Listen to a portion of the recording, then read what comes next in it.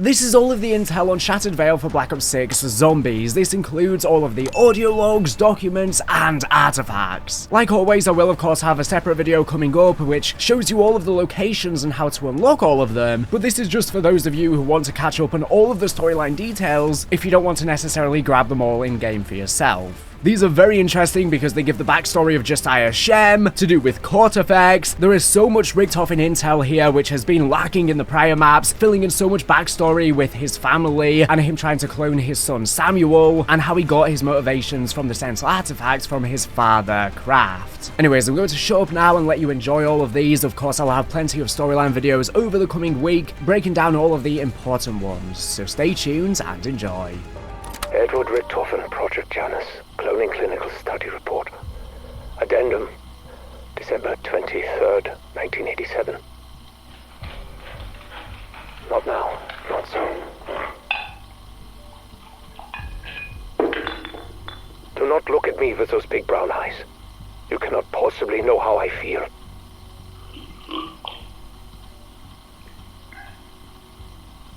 Do you feel like a failure? No. I am the failure.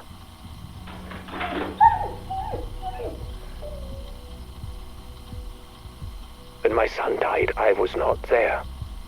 I did not see the body. When Modi told me the new clone experiment had been successful, I was eager to see him for myself. That was foolish of me.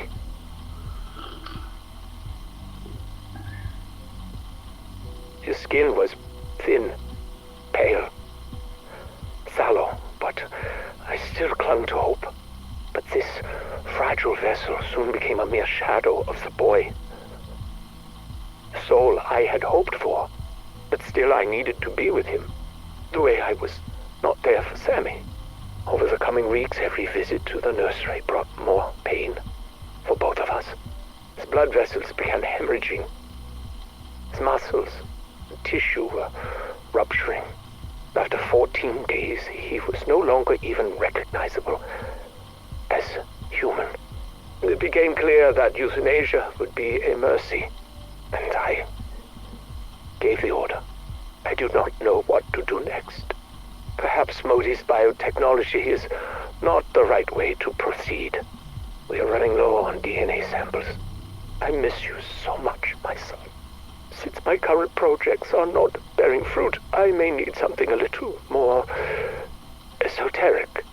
Perhaps it is time to talk to my own father and take his methodology more seriously. Prima materia. It's mentioned again and again in my father's research. A concept that goes back to the days of Aristotle, Anaxagoras, and beyond.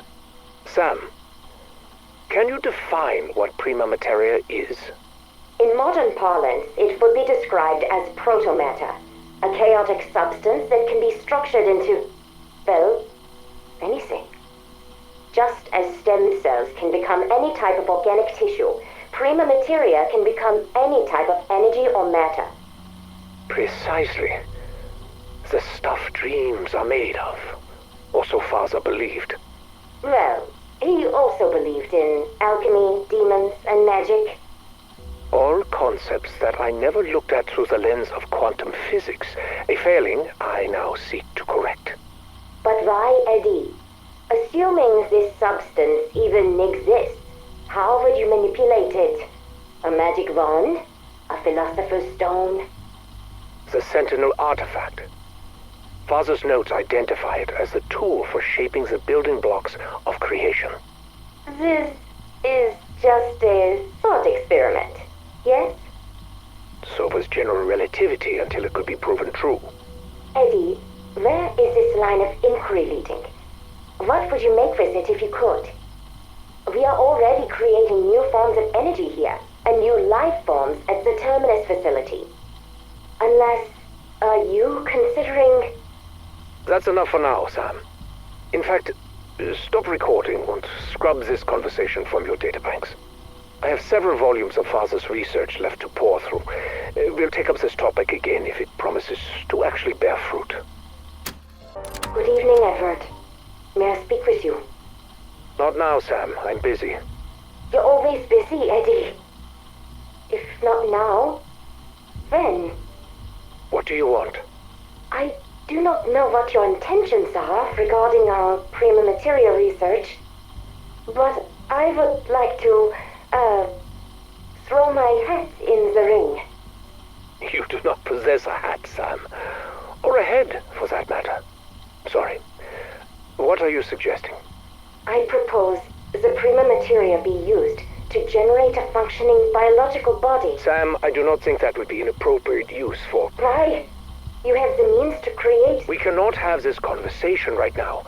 There are more pressing matters. But Eddie, I can no longer be part of the world. Not as I am. But I have memories of it. I feel them like a phantom limb. As I am, I cannot experience the world as I remember it. The memories I make do not match the ones I have. I am two separate beings, at odds with myself. I exist in darkness. Sam, Please, Edward. This is not a life. Enough. You must learn to be content with what you are. You will never be anything more. Sometimes I do not know what to believe. I remember little of my early years, but I do know that the man who raised me was Gabriel Krafft, my father. My memories are indistinct. I was not always a good listener, but he told tales of magic, superstition, and demons. I wanted only to believe in science, in fact. But now, having learned of the existence of his so-called prima materia within Colton Hall's liminal spaces, I may have to reconsider my rigid viewpoint. My rules. He spoke of how prima materia could bring and create life itself. However ludicrous this idea may have seemed to my younger self, at this point, I feel further research is warranted. I will lead this endeavor personally, enlisting only trusted associates to ensure the program does not spiral out of control. It would also reduce the risk of us compromising the security of our work. After all, you never know who or what may be listening. Especially as I think there may be something more significant about this house. Something beyond even my understanding. Perhaps even beyond my fears. I am troubled. My attempts to locate the Sentinel artifact have thus far met with abject failure. Obstacles are to be expected, especially when dealing with family matters. But at this stage, I cannot help but wonder if some of these obstacles are ones of mine own creation. I would give anything to be able to see and talk to Samuel and Mary again. I wish my father felt the same toward me. But instead, he has rejected me, disowned me. The stubborn old fool believes I am embarking on a misguided and dangerous path. He dared to suggest that I have drifted beyond grief, beyond depression, and into mania and obsession. Shame on him. I would have thought that his own personal loss would have helped him understand, but no. When I grew up, he would ramble incessantly about his beliefs in the occult. But as soon as I finally showed interest in how it could help me, I was met with more resistance. He even went as far as to say he would take steps to ensure that I never so much as laid eyes upon the artifact. That he would rather die than see me possess it. However angry I am at him, however bitter I feel over his rejection, I do hope it does not come to that. And where did you find this information? A thesis study? And you're sure the energy signatures are being distorted in line with my predictions? I see. Have you spoken to anyone else? Good. You have done well. I'll be in touch. Finally. I must purchase that house. Get the right people on board. All that searching, and it was on my doorstep this entire time. To think it would be anything more than a derelict fire trap. And the locals are already so scared of the place. It's a perfect deterrent. I still cannot believe it. A real target. No more of Modi's experiments. I'll need to come up with a new venture to keep her occupied. Keep her out of my hair. And I'll need a team to identify where the liminal spaces are located. But what do I tell them? Not the truth, obviously. If our investors found out. Whatever. I will think of something. Now, how to access them? That is the real question. I wonder if one of the interns could track down a copy of that thesis. I'll do that later. There's so much to prepare. December 7, 1989, Edward Richtofen recording. Progress in accessing the liminal spaces has been slow going, with achievements fewer and farther between. After the setbacks suffered during the initial mission, we were delayed selecting suitable replacements for our scouts. Personnel proficient enough to carry out the objectives, but not so critical that their loss to near instantaneous decrepitude would cripple our efforts further still. But today was a good day. 3 people were sent into the Colton space and successfully returned without incident. Given his cowardice in life, we assumed he would be the least likely to pose a threat. So far, that has proven to be true. We still need to find a way to stabilize the access windows. As of now, they continue to collapse at random. Even with our improvements, one nearly bifurcated an intern last week. I've convinced the recon team that we are searching for new entry points into the dark ether. Played up the pioneering spirit angle. The investors think they're looking for alternative energy sources. As to what it could potentially power, I just let them fill in the blanks. This could all fall apart if I'm not careful. With so many spinning plates, vigilance is key. The most concerning variable is Sam. She has been notably withdrawn recently. It's been weeks since she last interrupted one of my sessions, which cannot mean anything good. This is John Blanchard reporting my preliminary sweep of Liberty Falls since the loss of our strike team. It doesn't look like planet Earth out here. Something is taking over. The air is heavy, almost corrosive. It hangs on everything. I feel like I'm choking just standing in it. I can barely think. Liberty Falls is gone. It's a boiling pot of chaos. We have to stop it from spilling over. Fucking Panos.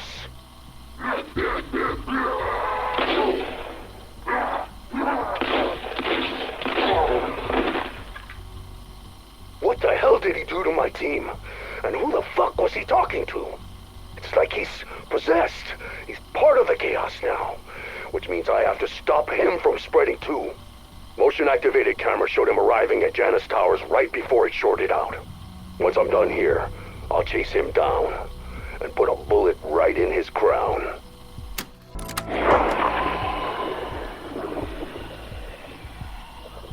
He came to me again, my friend, my benefactor, my salvation. Time is strange in this place. A moment ago, I was in the church. A moment ago, he was here with me. In another moment, who knows? Like the director, he came with promises, power, forbidden knowledge, a reckoning for my enemies. But unlike the director, his mastery of the dark ether is real. And what's more, he promised me a way out. When I return to the world, I will be his agent. The future he speaks of, the one we will fashion together. I can hardly wait. In only a moment, we begin.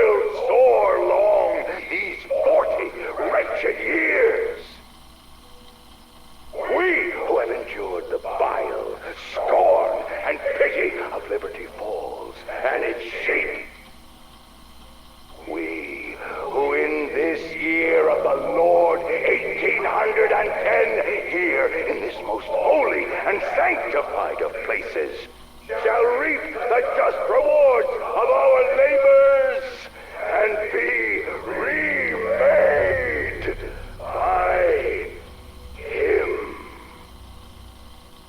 Behold, brothers and sisters, Aldebaran rises. Blessed Taurus turns its mighty eye to witness our supplications. Rejoice, for we shall be the eternal guardians of a new garden that shall flourish, yea, unto all the ends of the earth. Great voice from beyond, hear your servants. May our prayers transcend the gulf between worlds. Hear us, deathless one. We stand ready. Fulfill thine dark, unholy covenant.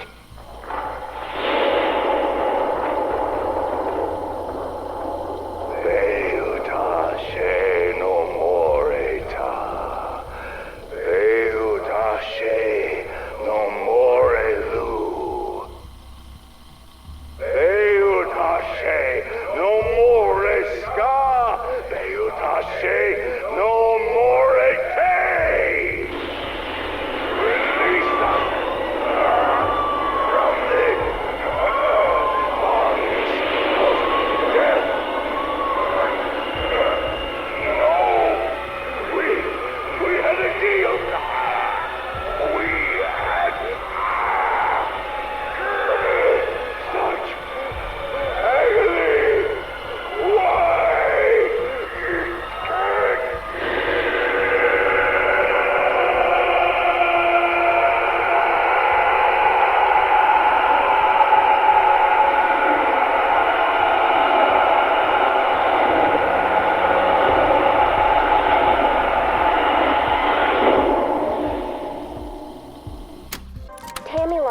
PhD thesis research log, recording 5, February 4th, 1979.